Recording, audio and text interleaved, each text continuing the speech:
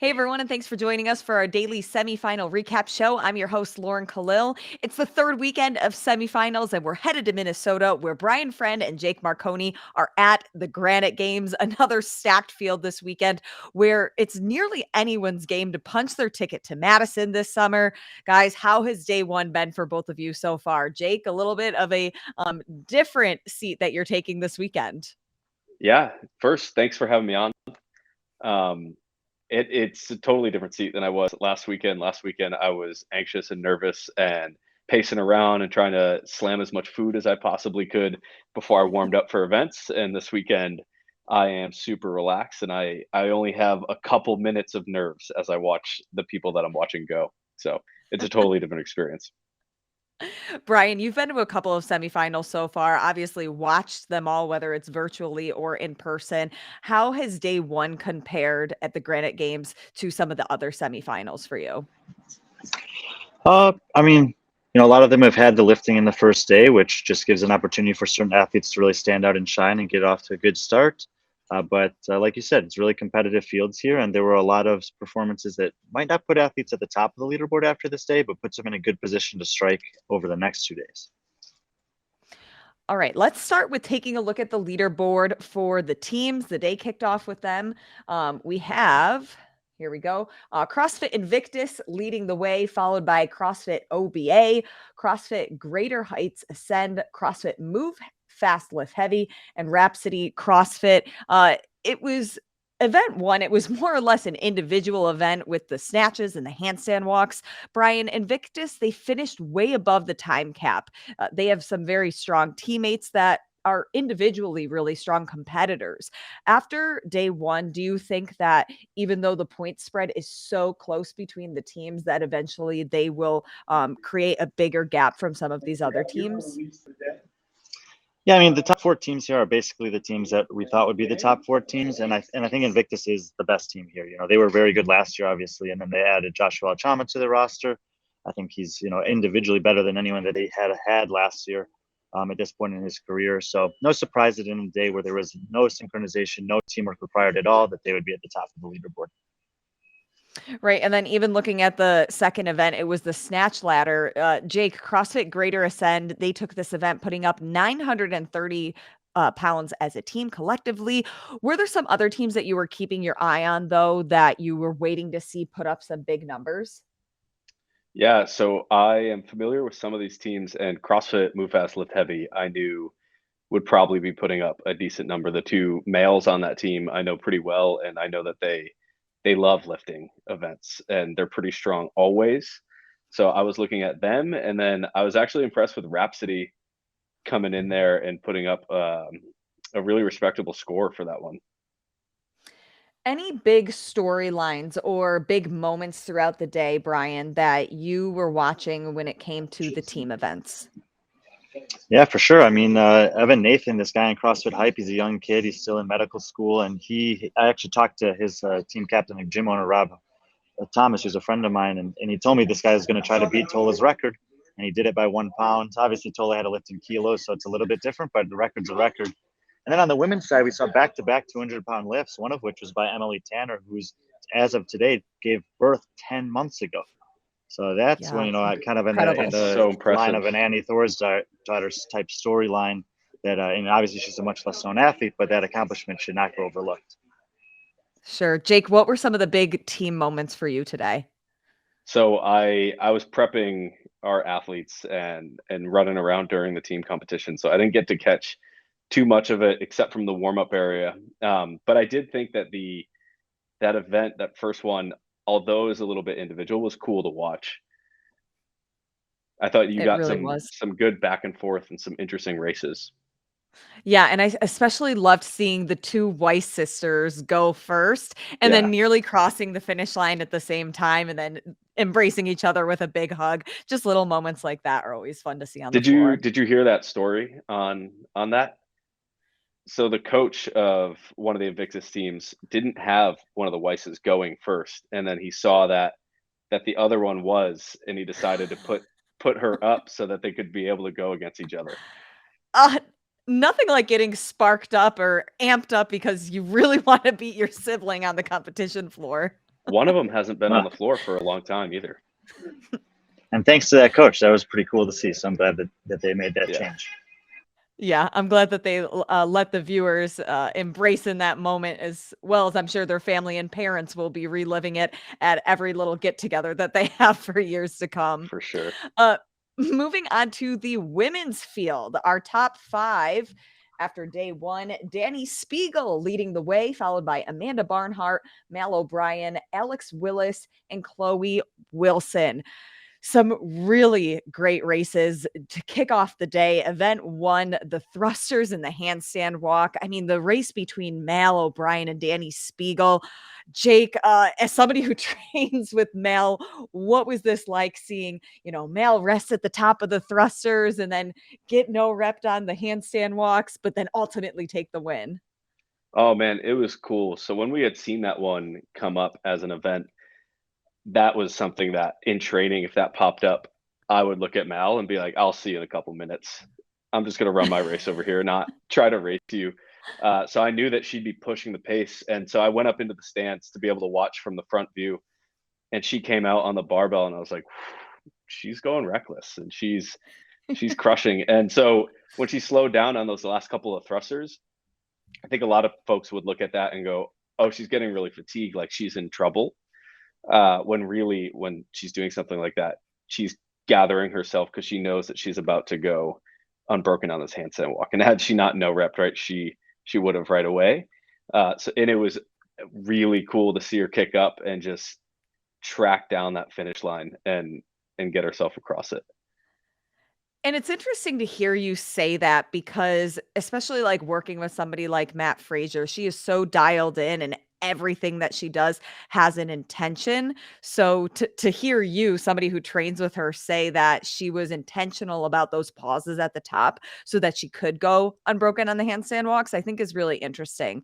Brian, for a workout like this where every second counts on the field, did you anticipate some of the athletes to get no rep or to almost burn themselves out too quickly? Was there anybody that surprised you in that capacity? I don't know. We got the chance to watch the teams do it first, and we saw that the handstand walking ended up being the crux of the workout. And so I think some of the individuals might have learned from that. But I mean, that's what we were looking for. And it turned out that there were some athletes that struggled with that last portion of the handstand walk, falling a few feet short. But most of the people that I expected to do well did. I think Tim Paulson told me he was going to push it on that workout, so to see him kind of come from behind and win it there was cool. And then on the women's side, I think someone like Emily Rolfe and Amanda Barnhart just salvaging a good finish there sets them up for a good weekend result when that's a workout that could potentially go the wrong way if you don't manage it correctly. Sure. And then I even want to bring up on the women's side, Sydney Wells. She took first in her heat. She was 4th overall. Right now, she's sitting 10th overall. Obviously, Brooke Wells' sister trains with Proven and Tia. Is this somebody that we think really does have a chance this year, maybe squeezing into the last chance qualifier? I think for Sydney, the answers are going to have to come tomorrow. When we get the upper body Agreed. pulling stuff with the muscle ups and the chest bar pull ups, and that will have a much better picture of what her total potential is. She's good on her hands. She's good with the barbell. She can do the aerobic stuff. So the biggest questions for her are going to be on day 2. Yeah. Okay. I think as an athlete. Oh, sorry. Go ahead, Jake. No, sorry.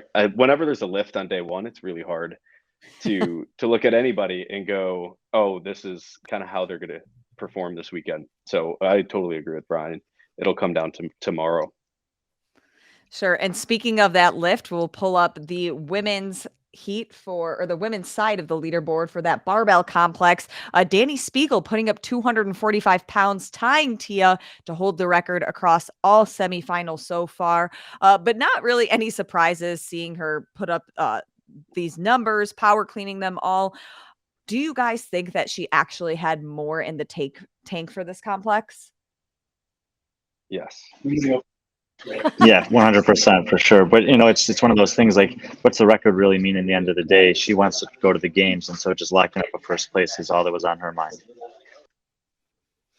Looking at any of the other lifts, were there any athletes that surprised you guys that were either too conservative or had a risk that ultimately did pay off? Yeah, I would say for sure.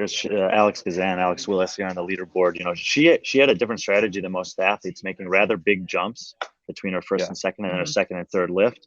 And you saw, if you were watching, that she had even teared up after that last lift. And I actually had a chance to Yeah. talk to Justin Kotler. They're working on her lifting form and technique, and to take second place in an event like this when you're still not dialed in terms of having the efficiency of lifting that some of the other women more experienced do, like, that's a pretty impressive lift under this circumstance for someone who's young and inexperienced relative to a lot of the field. Jake, any surprises or standouts on the women's side for the lifting? I mean, I'm just going to echo Brian on that one. I trained with Alex a little bit last year, and I knew she was really strong, and her technique has improved even further over the last year. But I was impressed with that last lift because the second to last lift looked pretty maximal, and then she smoked through the last one. Lauren, if you don't mind, Jake, was that a 225 lift something that Mel was expecting, or was that a little bit beyond the realm of expectation for her in that event today? So she went out knowing that that was a possibility for sure, and it came down to whether or not she had to go for it. So she was looking at you the other got, competitors. the cameras caught you guys. You and Matt were over there on the rail, and you guys look pretty I proud. was we just were going to over say the that. moon. The celebration between you and Matt and Sammy was amazing. Yeah, well, she looked over at us and at Matt, and he was like, "You can choose." And so I mean, I was in that position last weekend. I looked over at Matt, and he just kind of shrugged his shoulders and was like, "At this point, you hit what you wanted to, like, go for what you'd like to, and maybe reach, right?" And that's typically the approach when you have 3 lifts, is you hit something that you can very easily hit. And not to say that it's not heavy, but it's a number that, like, no matter what happens, you can hit it. You go for the number you want in the second one, and then on that last one, it's a reach. And so when you're executing like that, you're going to see a lot of athletes who are just over the moon with their last lift. And the fact that Mal had that little bit of a struggle and, like, tiptoed her way to the front of the platform and Yeah. got it, left us in suspense. And so when she hit it, we were just over the moon. As was she. She turned around immediately and was like, the look on her face was like, I did it. I did it. So it was really cool. But she was going out with the expectation of her second lift being the one that, like, she needed to nail, and then the third one being gravy. Jake, I am curious, as an athlete and like knowing Mel, do you want your coach to tell you what to lift, or do you want them to look at you and be like, okay, yeah, it's up to you. You could go up or be more conservative. Totally. I mean, that really, really depends on the athlete, depends on their training age, on their competition age. Like, a lot of times as an athlete, you don't quite know what's happening, especially on a lifting event, like with all the other athletes, right? And so going for a huge PR to satisfy yourself is not always the route Mhm. that you need to take, right? Because 5 pounds might jump you up 6 spots, right? And that's all you need, and it doesn't take that much more energy for you, as opposed to having this huge adrenaline dump and going for something that, like, you would be stoked on, but from a competitive aspect doesn't really matter. So I think the role of the coach needs to be to kind of temper the athlete, right? So for Mm. me, I'm totally cool with going out there at this point in, like, my athletic career or whatever, going out there and not lifting a single pound more than I need to, right? So last week at the Mac, I hit my lift and I looked over at Matt and was like, "Do you think I should go up 10 or do you think I should go up 15? Like, you tell me." And he looked back and he was like, "Nope, you tell me." And so for me, that was the go ahead, that points wise, I was going to do about as well as I could. And this next lift and the scheme didn't matter. Like, it'd be gravy if I hit it and I might grab 6 more points, but it wasn't a huge deal. Brian, any other big storylines or athletes that were a big highlight for you after day one on the women's field?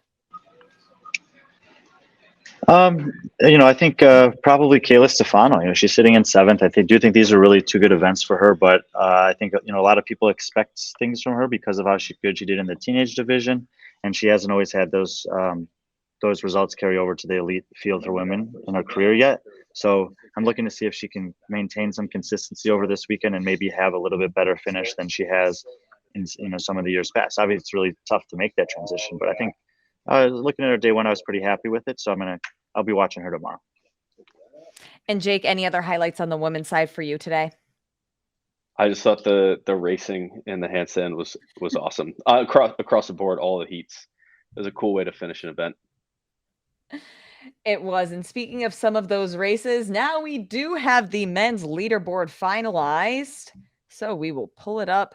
Let's take a look. After day one, Phil Toon leads the way, followed by Colton Mertens, Travis Mayer, Zachary Bunton, and Nick Matthew, with Tim Poulsen in 6th place. But dang, that first event, the handstand walk, oh my goodness, it was incredible to see.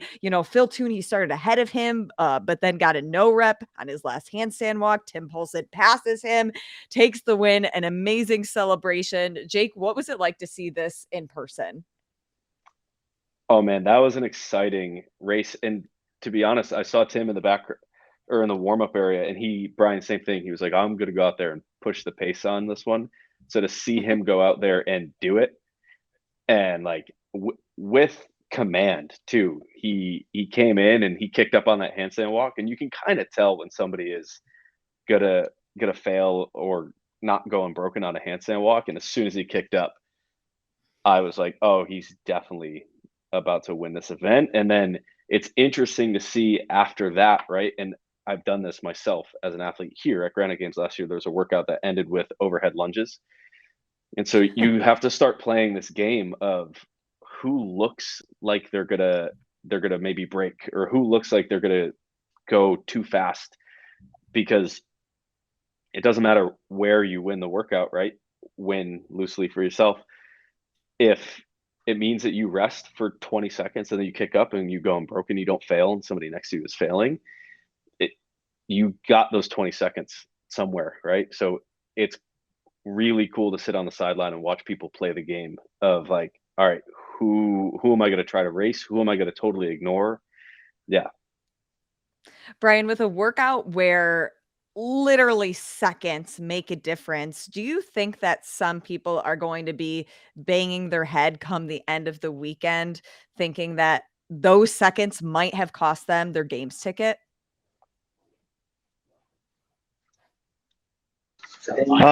Possibly. I mean, we talked about it following the MAC last week. Like, Kelly Clark missed the games by half a second on the legless rope climb workout. And this is one of those situations where when you look back at the end of the weekend and you see whoever's in 6th or 7th, if it's a close race, you could say, dang, if I had done exactly what Jake just talked about and just taken a breath, taken my time, and gone across and not gotten that rep. But we don't know who that's going to be the case for, if that's going to be the case yet. But I'm sure there are some guys that think they could have had a little bit better execution and gained a few more points on this one. Okay. And then something that was super impressive today, we watched the record finally be broken by Anthony Davis at 355 pounds in event 2, the barbell complex. Brian, do you think that any other athlete is going to break this for the final weekend of semifinals, or is this just a runaway? Well, I don't think so, to answer your question. I think that, you know how strong this guy is. And obviously he set the snatch record last year, and that was a hard lift for him. Like, he had to display inhuman strength to save that jerk. So I don't think we'll see anyone beat that. But I think overall, this was just a really good day for him in general. Handstand walking is like one of his worst skills. He made it across the line, and he did exactly what we're talking about. He salvaged that workout for himself. So I think at both fronts, he really just did as well as he could have possibly done. You see at 24th there, it doesn't look that good, but I know he was feeling good about that. When it comes to the lift, top 10 and 9th overall. Yeah, and first place goes a long way. But when I asked him about the lift yesterday, I was like, what can we expect there? He wouldn't give me anything. He just smiled. So he knew he had the potential to set the record on this one. And but you still have to go out there and do it. And I think it was just a sigh of relief for him to get that out of the way. People expect him to do something well like that, but it always feels good to do it. Jake, is somebody who took on the barbell complex last weekend. What are some of these guys feeling as they are going for that last jerk and praying or doing whatever they do to hope that they make it? Yeah, I mean, I can only tell you mine. On my last attempt, right before my jerk, I stood up the squat, and in my head I went, wow, my legs are so tired. And and you've got to really recompose. And we do it enough in training where we lift on tired legs that you can often hit a weight even when it feels really bad. But there's a lot of nerves around that last jerk because it comes down to it, right? And like jerks need to be, unless you're Anthony Davis strong, because he could probably save a lot, they need to be really precise. So if you're off by a little bit, that jerk can get missed just by your front foot being 2 inches or 2 centimeters in the wrong direction. So there's just a lot of nerves, especially it depends. There's some people who like the jerk is not a thing, right? They get to the jerk and they're really relieved. And then a lot of folks, there's 5 squats before that jerk. Once you're through those, I think the hardest part comes. That is for sure. I think Dani Speelge during her interview said it felt more like cardio than something that was heavy. As we move into day 2, probably moving day, I can imagine with some things on the leaderboard. Brian, what storylines are you going to be focused on, or athletes you're going to be watching? Yeah, it's athletes like Kalil Stefano, or for the men's side, someone like a Zachary Bunton, Nick Matthew that had a great day 1. They might not be the big names that you'd expect to be in the top 5 come the end of the weekend, but they're there right now. They're lurking right now. And their tests are very different tomorrow than they were today. And so, of course, I'm expecting someone like a Fikowski, who's in 7th, to make a move and move up into that position. But it's always the question of who are they going to replace that's in the top 5 at the moment. And it doesn't have to be someone that's unknown. So I'm looking to see if we'll see one of these athletes who's had a good day 1 that can just say, you know what, I'm not just a strong person, but I have the engine to go with it. I have the capacity to go with it. And I think that there will be at least one athlete that kind of surprises us and still remains really, really relevant that you might not have expected when things wrap up tomorrow. And Jake, who are you watching going into day 2? I mean, just what Brian said, I think really, like last week at the MAC, there was a ton of names in the top 5 that, especially on the men's side, that you kind of went, oh, either you don't know them or they haven't been around that long. And then it gets totally shaken up when you get different tests. And I think that's the thing about the Granite Games weekend, is that these tests are very different, all from one another, like time domain, the movements in them, and a lot of other competitions, albeit well programmed, get similar, right? Especially in their time domain. And so you don't see a ton of shakeup on the leaderboard. And a lot of that shakeup comes down to mistakes. Whereas I think that at Granite Games, we're going to see a lot of shakeup just from workout to workout, because they have different demands, like very different demands. And the flip side of that is you have athletes like Chandler Smith or Fee Sagafi that people would have expected to be, for Chandler Smith, like everyone picked him to make the games, and he's sitting in heat 2 tomorrow, in the middle of heat 2. Fee Sagafi's down in 17th. Obviously, strength is not the strongest suit. But when you got a guy like Travis Mayer today who came into the weekend in heat 2 and he did great to make sure to get back into that top heat. But now Chandler and Fee find themselves in that kind of Haley Adams situation where tomorrow's a day where they need to make sure to assert themselves, not just win their heat, but make sure that it's good enough to have top placements once the final heat goes, so that on the last day they're in the heat they want to be, and that they can make, that assessment in this middle of those workouts against the people that are the most relevant when the games tickets are on the line. A lot of potential shifting that we will keep our eyes on for tomorrow. Jake Marconi, Brian Friend, thank you guys so much for recapping day 1 at the Granite Games, and we'll see you guys back tomorrow for more fun. Lauren, who's got the best beard? Oh man, you're putting me on the spot. Oh boy, Brian, you and I go way back, so I gotta be loyal. Jake, we just met. Maybe by day 3 you'll win me over. I respect the loyalty. All right, we'll see you guys tomorrow. Thanks. See you tomorrow. See you guys. Bye.